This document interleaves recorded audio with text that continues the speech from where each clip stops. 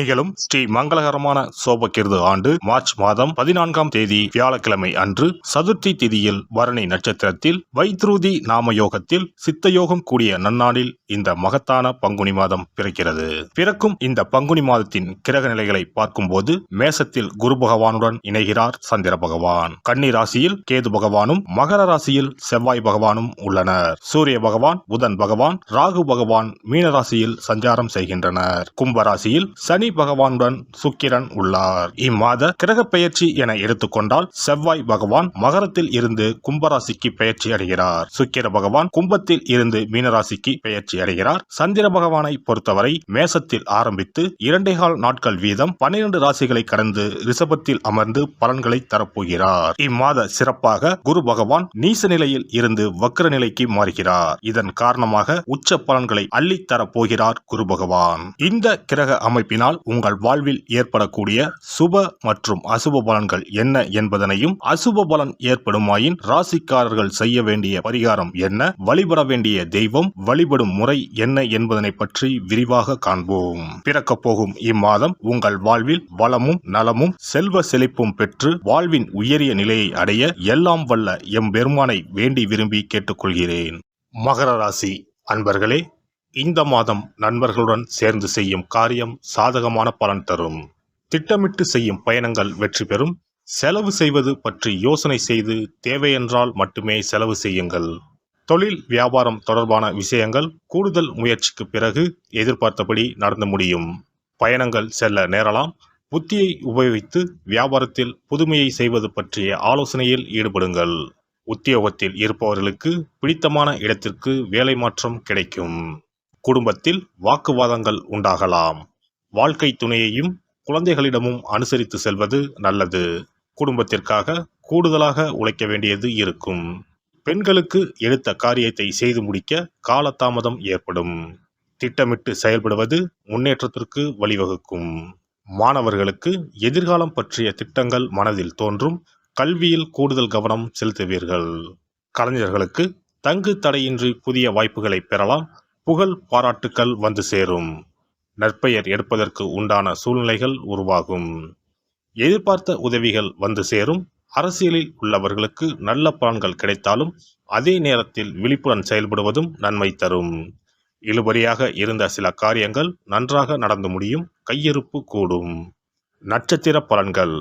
உத்திராடம் 2, 3, 4ஆம் பாதங்கள். இந்த மாதம் நிம்மதியும் சுகமும் அதிகமாகும். புண்ணிய தலங்களுக்கு யாத்திரை செல்ல வேண்டி வரலாம். பணவரத்து திருப்திகரமாக இருக்கும். பல வகையிலும் பிறர் உதவி கிடைக்க பெறுவீர்கள். புத்தி சாதுரியம் அதிகரிக்கும். யாருக்கும் வாக்குறுதிகள் கொடுப்பதை தவிர்ப்பது நல்லது. திருவோணம் நட்சத்திரம். இந்த மாதம் தொழில் வியாபாரம் நிதானமாக நடக்கும். உறவினர்களுடன் அனுசரித்து செல்வது நல்லது. எல்லா விதமான காரியங்களும் சாதகமான பலன் தரும். பணவரத்து திருப்தி தரும். பக்தியில் நாட்டம் அதிகரிக்கும். பணவரத்து கூடும். அவிட்டம் 1, 2 பாதங்கள். இந்த மாதம் எதிர்ப்புகள் அகலும். நீண்ட நாட்களாக இருந்து வந்த பிரச்சனைகள் தீரும். உதவிகளை செய்து மன திருப்தி அடைவீர்கள். கொடுத்த வாக்கை காப்பாற்ற எடுக்கும் முயற்சிகள் சாதகமாக முடியும். மனதில் இருந்த குழப்பம் நீங்கி திருப்தி நிலவும். பணவரவு எதிர்பார்த்தபடி வந்து சேரும். சனி பகவானை தீபம் ஏற்றி வணங்கி வழிபட உடல் ஆரோக்கியம் பெறும். கஷ்டங்கள் குறையும். அதிர்ஷ்ட கிழமைகள் ஞாயிறு, செவ்வாய், புதன். சந்திராஷ்டம தினங்கள் பங்குனி மாதம் 9, 10, 11. அதிர்ஷ்ட தினங்கள் பங்குனி 2, 3. சிறப்பு பரிகாரம். வாரந்தோறும் செவ்வாய்க்கிழமை அன்று வீட்டில் உள்ள முருகப்பெருமான் படத்தினை துடைத்து சந்தனம் குங்குமம் பொட்டு வைத்து சிகப்பு அரளிப்பூ கொண்டு அலங்காரம் செய்யுங்கள்.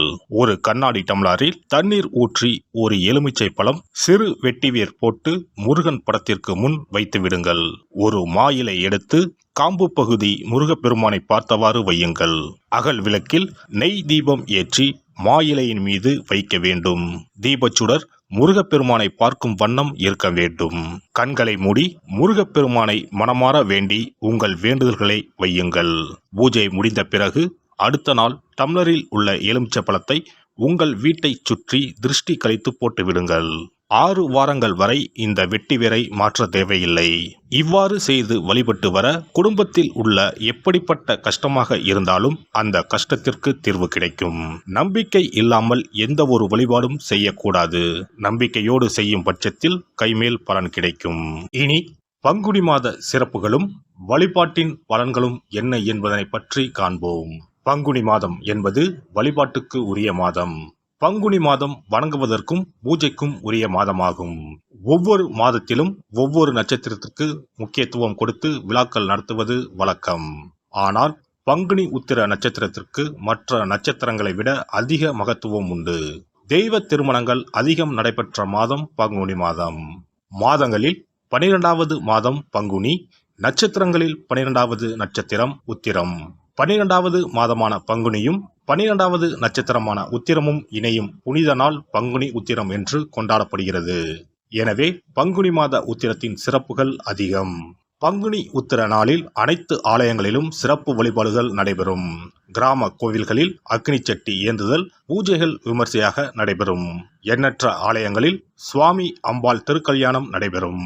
சிலருக்கு கைகூடாமல் திருமணம் தள்ளி போனால் பங்குனி உத்திர நாளில் விரதம் இருந்து இறைவனை வழிபட்டால் வெகு சீக்கிரம் திருமணம் கைகூடும் என்பது ஐதீகம்.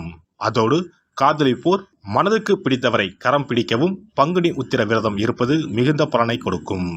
பங்குனி உத்திரம் கல்யாண விரதம் என்றும் அழைக்கப்படுகிறது. 8 வகையான மகா விரதங்களில் கல்யாண விரதமும் ஒன்று.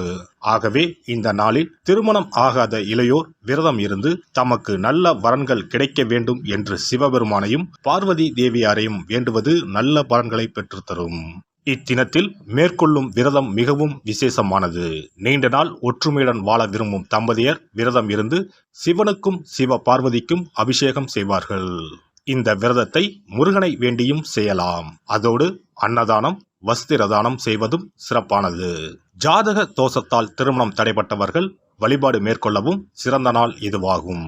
செவ்வாய் தோஷம் காரணமாக திருமண தடைகளை சந்திப்பவர்களுக்கு பங்குனி உத்திரத்தன்று முருகனை மனமுருகி வணங்கினால் திருமண தடைகள் நீங்கி திருமணம் சுபமாக முடியும். குழந்தை பேரில்லாமல் தவிப்பவர்கள் பங்குனி மாத விரதம் இருந்து அம்மன் கோவில்களுக்கு சென்று வழிபட அந்த அம்மனின் அனுக்கிரகத்தால் நிச்சயம் புத்திர பாக்கியம் கிடைக்கும். தொழில் மற்றும் வியாபாரங்களில் ஈடுபடுபவர்கள் தமிழ் வருடத்தின் கடைசி மாதமான பங்குனி மாத தினத்தில் திருஷ்டி பூசணிக்காய் வாங்கி உங்கள் வியாபார இடங்களை திருஷ்டி கழித்து அதற்குரிய நேரத்தில் உடைக்க வேண்டும். இப்படி செய்வதால் உங்களுக்கு இந்த ஆண்டு ஏற்பட்ட தோஷங்கள் அனைத்தும் நீங்கும். பங்குனி உத்திர நன்னாளில் நம்மால் முடிந்த அன்னதானங்களை செய்வது மிகுந்த புண்ணியம் தரும். எலுமிச்சை சாதம் அல்லது தயிர் சாதம் அல்லது சர்க்கரை பொங்கல் என அன்னதானம் செய்யலாம். அதேபோல் நம்மால் முடிந்த அளவுக்கு மஞ்சள், சரடு, குங்குமம், கண்ணாடி என மங்கள பொருட்களை பெண்களுக்கு வழங்குவது விசேஷ பலன்களை கொடுக்கும். முருகப்பெருமான் நமக்கு இதுவரை இருந்த காரிய தடைகள் அனைத்தையும் களைந்து நமக்கு நல்வழி காட்டி அருளுவார். பங்குனி மாதத்தில் அனைத்து நாட்களிலும் கோவிலுக்கு சென்று வருவது மிக்க பலனை தரும். மேலும் செல்வ செழிப்புடன் வாழ்வதற்கு உதவும். எல்லாம் வல்ல இறையருளால் நீங்களும் உங்கள் அன்பு குடும்பமும் உடல் நலம், நீலாயுள், நிறை செல்வம், உயர் புகழ், மெய்ஞானம் ஓங்கி வாழ்க வளமுடன். இந்த வீடியோ பதிவு உங்களுக்கு பிடித்திருந்தால் லைக் பண்ணுங்க, கமெண்ட் பண்ணுங்க, ஷேர் பண்ணுங்க, மறக்காம சப்ஸ்கிரைப் பண்ணுங்க, பக்கத்துல இருக்கிற பெல் பட்டனை கிளிக் பண்ணுங்க. நன்றி, வணக்கம். ஓம் நமச்சிவாய. சிவாய நம.